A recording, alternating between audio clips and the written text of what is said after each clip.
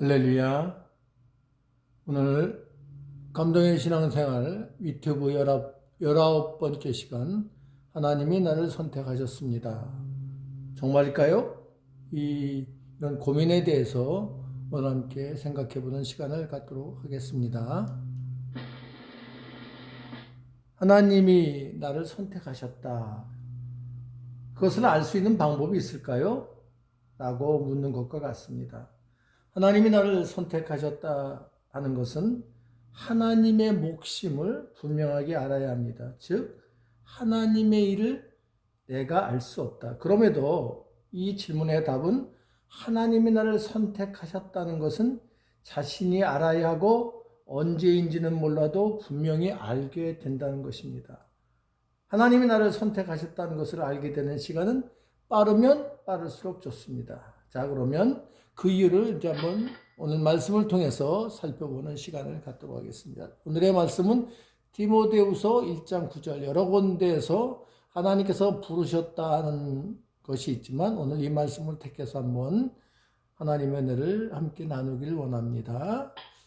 함께 봉독하죠. 하나님이 우리를 구원하사 거룩하신 소명으로 부르심은 우리의 행위대로 하심이 아니요 오직 자기의 뜻과 영원 전부터 그리스도 예수 안에서 우리에게 주신 은혜대로 하심이라. 이렇게 디모데후서에서 기록을 하고 있습니다. NIV 성경을 한번 볼까요? Who had saved us and called us to a holy life, not because of anything we have done, but because of His one purpose and grace. This grace was given us in Christ Jesus before the beginning of time. 같은 내용으로 이렇게 기록되어져 있습니다. 자, 그렇다면 오늘 한번 살펴봅시다. 하나님의 부르심이란 뭐냐? 오늘 읽었던 성경에서 이렇게 말씀하고 있죠. 구원을 받게 하시는 것과 거룩한 소명으로 부르셨다. 즉, 우리를 하나님께서 부르셨다는 것은 우리를 구원하시려고, 또한 거룩하게 하시려고, 거룩하게 이 땅을 살게 하려고, 거룩의 뜻을 펼치게 하려고 하는 하나님의 뜻이다. 그래서 이것은 우리의 행위가 아닙니다. 우리가 무엇을 해서가 아니라 하나님의 뜻이라는 거예요. 하나님의 부르심에서 하나님 나 불러주세요. 하나님 뭐 이렇게 하겠습니다 하는 해서 우리가 무엇을 하고 공덕으로 하고 뭐 하는 것이 아니라 하나님의 뜻이라는 거예요. 그 뜻이 언제부터냐?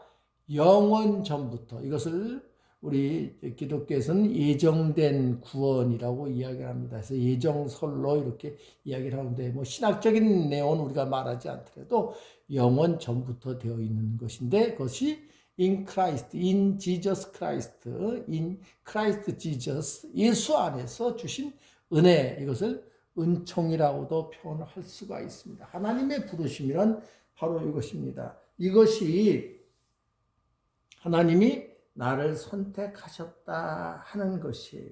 대부분의 사람들이 자기 자신은 잘 모르고 살다가 시간이 많이 흘러서 그때서야 하나님께서 나를 부르셨구나 이렇게 발견하고 나서는 너무 늦은 경우에는 후회하는 경우들이 많이 있습니다. 자, 그렇다면 하나님이 선택한 방법을 우리가 어떻게 알 수 있을까?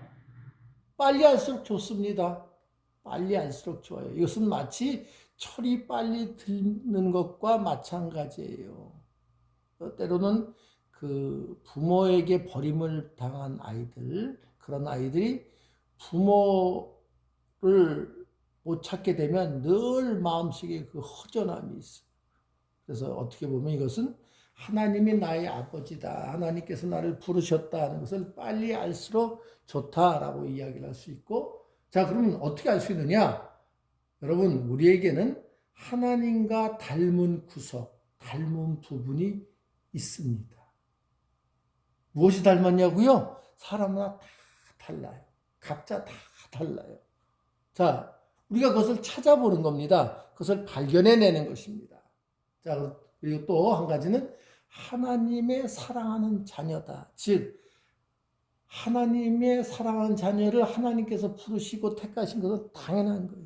여러분, 예를 들어서 나침반은 어디를 늘 가리켜요? 남쪽에 있어도 북극을 가리키고 북쪽에서도 북쪽을 가리키고 어디에 있어도 북쪽을 가리켜요.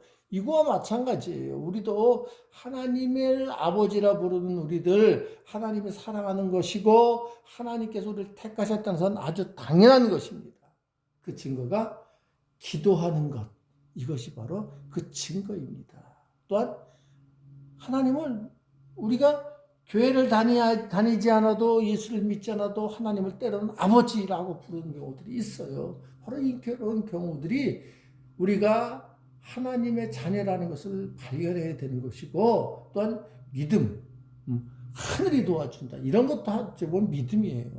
그런데 우리가 그것을 알지 못한 이유는 뭐냐면 모두가 사도 바울처럼 아주 극적인 그런 모습만을 우리가 기대하기 때문에 그렇습니다. 모두가 사도 바울이 아닙니다. 각자의 부르심의 내용이 다 달라요. 여러분, 그럼 왜 하나님이 나를 선택하시고 하나님의 사람을 부르셨을까요? 여기에는 분명한 이유가 있습니다. 하나님이 보내시고 사람들을 위하여 십자가를 지셨지만 다시 부활하신 예수님의 전파를 막기 위하여 사울은 예수님 믿는 사람들 핍박하는 그 일을 사명으로 했어요. 그런 사울이 다메섹 도상에서 예수님을 만나요. 그때 사울이 이렇게 얘기죠. 당신은 누구십니까? 그때 이렇게 예수님 말은 나는 네가 박해한 예수다.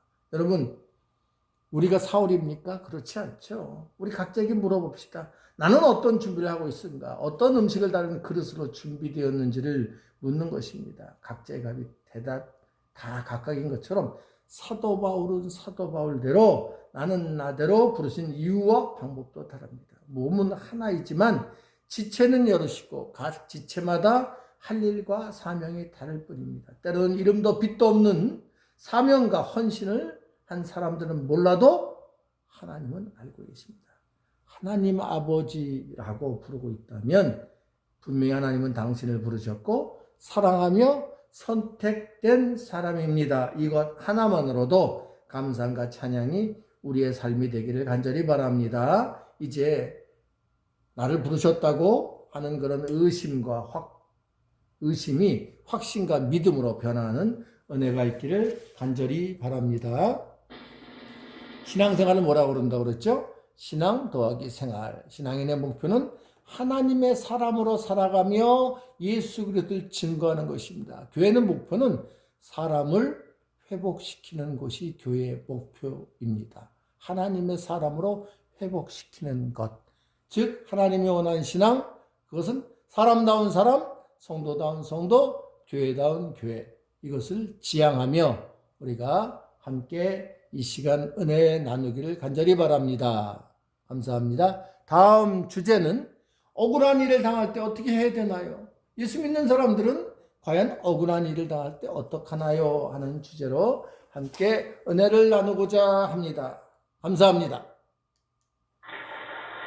은혜가 되었다면 구독, 좋아요 눌러주시기 바랍니다. 수요일 저녁 밤 8시 30분 원주에서 권범수 목사 수요 유튜브 감동의 신앙생활에 대해서 말씀을 드렸습니다. 감사합니다. 다음 주에 뵙겠습니다.